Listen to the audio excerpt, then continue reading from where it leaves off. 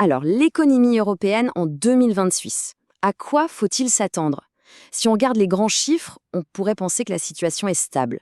Mais en réalité, si on creuse un peu, on s'aperçoit que le continent marche sur une corde raide. C'est un équilibre vraiment délicat entre une certaine résilience et des risques qui sont, eux, bien réels. La grande question, c'est donc celle-ci.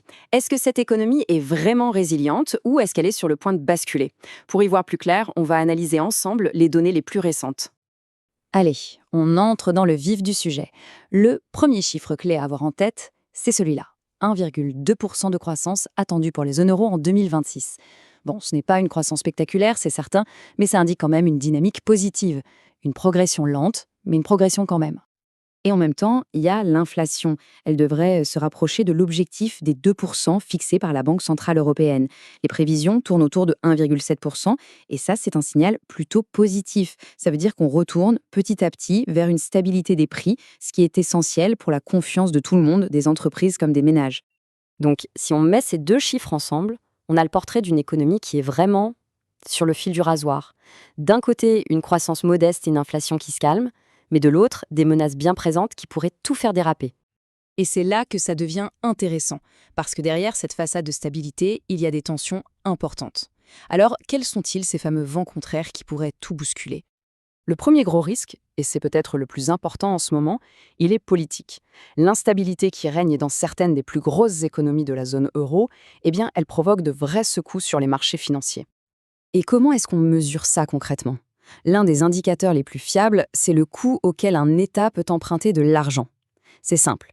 Quand les investisseurs s'inquiètent, à cause de l'instabilité politique, ils demandent des taux d'intérêt plus élevés pour prêter. Et ça, évidemment, ça pèse très lourd sur les finances du pays. Ce tableau, il l'illustre parfaitement. On y voit ce qu'on appelle l'écart de taux, ou le spread, par rapport à la dette de l'Allemagne, qui sert un peu de maître étalon. Et si on regarde la France, son écart est de 78 points de base. Qu'est-ce que ça veut dire? Tout simplement que son coût d'emprunt est 0,78% plus cher que celui de l'Allemagne.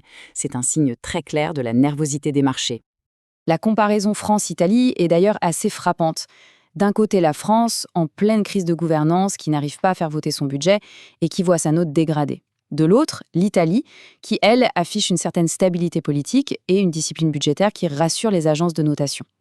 On a donc deux trajectoires complètement différentes au sein même de la zone euro. Et ça crée forcément une tension.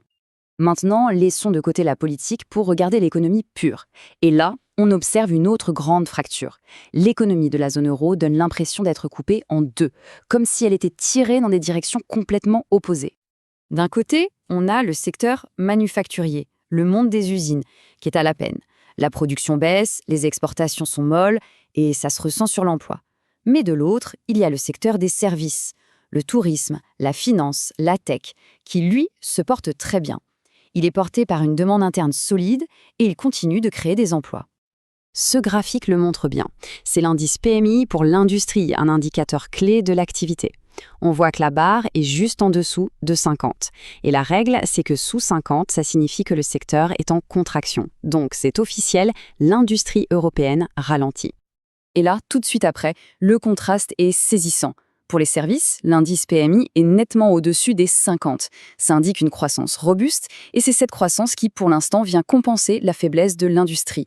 C'est vraiment le moteur des services qui maintient l'économie européenne la tête hors de l'eau. Bon, avec ce tableau assez complexe, la question c'est vers où va-t-on? Eh bien, les analystes ont dessiné 3 scénarios possibles pour l'Europe en 2026. 3 issues pour cette fameuse marche sur la corde raide. Le premier, c'est le scénario de base, celui qui est jugé le plus probable, à 60%. Ensuite, on a un scénario pessimiste, avec une chance sur 4 de se produire, où tous les risques dont on a parlé se concrétisent. Et enfin, un scénario optimiste, le moins probable, à 15%, où l'Europe réussirait à surmonter tous ces obstacles. Ce tableau, il résume tout. On voit bien que l'impact sur la croissance est énorme, elle pourrait tomber à seulement 0,5% dans le pire des cas, ou grimper à 1,8% si tout se passe bien. Pareil pour le chômage, qui pourrait varier d'un point entier entre 6% et 7%. Les enjeux sont donc vraiment considérables. Alors, comment savoir vers quel scénario on se dirige? Il y a des signaux, des indicateurs clés qu'il va falloir surveiller de très très près dans les mois qui viennent. En voici 4 qui sont essentiels. D'abord, la situation politique en France. Est-ce qu'un budget sera voté? C'est crucial. Ensuite, les chiffres de l'industrie au début 2026. Est-ce que ça continue de baisser? Troisième point, le chômage. S'il passe au-dessus de 6,4%, ça pourrait devenir préoccupant. Et enfin, évidemment, le contexte international qui reste une énorme source d'incertitude. Finalement, tout se résume un peu à cette question. Pour 2026, est-ce que ce sont les forces qui divisent l'Europe, comme l'instabilité politique ou l'économie à deux vitesses, qui vont l'emporter? Ou est-ce que ce sont les liens, la résilience, qui lui permettront de tenir et de continuer à avancer? L'équilibre, on l'a vu, est fragile, et l'année qui vient s'annonce décisive.